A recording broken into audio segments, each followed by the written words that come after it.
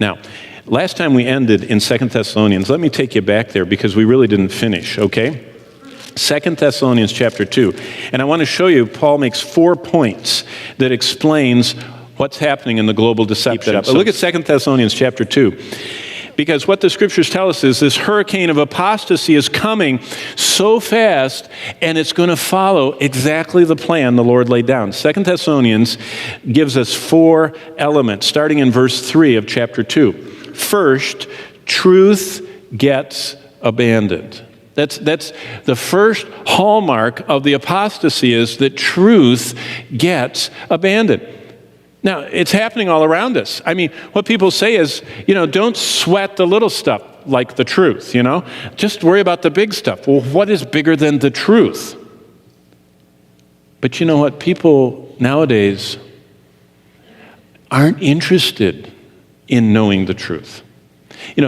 Testimony, I'm 57. I've been teaching publicly in every venue for 35 years. 35 years ago, people couldn't get enough of the truth. I mean, we didn't have any of all this, electronic stuff. It was just plain paper Bibles and mimeographed that were barely legible note things. And they just, when I would go to Bible conference and speak at a Bible conference, they would have 3 sessions. They'd have the morning session, they'd have the afternoon session, they'd have the evening session.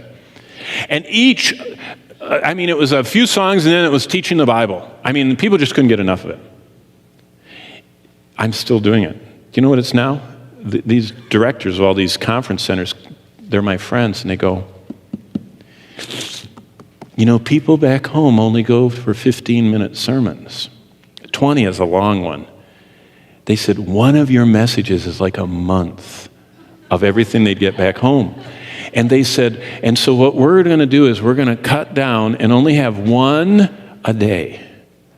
Because, people need to play golf and ride their scooters and, they don't come to a Bible conference for the Bible and for truth. They come to relax, and it's very not relaxing to sit and, so we're going to cut it down. And it's, people no longer love truth. They tolerate it. Look at the worship services. We call them worship services. Worship is spirit and truth, emphasis truth. But people want a show, and then they want a dollop of whipped cream at the end, little Bible something, it doesn't Bible light, just make sure it's light and just upbeat. Nothing heavy, nothing negative, nothing divisive. And look at what it says. In verse 3, let no one deceive you by any means, for that day will not come unless the falling away comes first, and the man of sin is revealed, the son of perdition. So truth is slowly getting abandoned. It's slowly getting marginalized. It's slowly getting neglected. And we see it already. Truth gets abandoned. Look at the next thing it says in verse 4.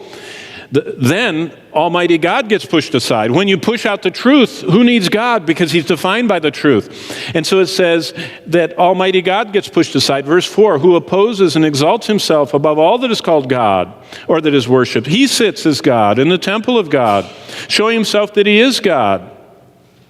Do you not remember that when I was still with you, I told you these things? Wow. You know what verse 5 says? Gives us a little insight about what first century apostolic preaching was all about. What did Paul preach about? Paul was preaching to them about future events that impacted their present living. Paul talked much about the future. He was explaining to them where God's plan was going. He had no confusion what was going on. We have confusion. People say, it's too confusing, so we aren't going to talk about it. That's when we've abandoned the way it was in the first century. The first century, Paul was telling them there's an Antichrist coming, and he's going to be preceded by this declension of truth. And he said, so the way you get ready today is become a lover of the truth so God doesn't get pushed out of your life. We have man-centered Christianity nowadays. It's personality, it's celebrity, it's people-driven that feel good. And so you begin to erode the connection.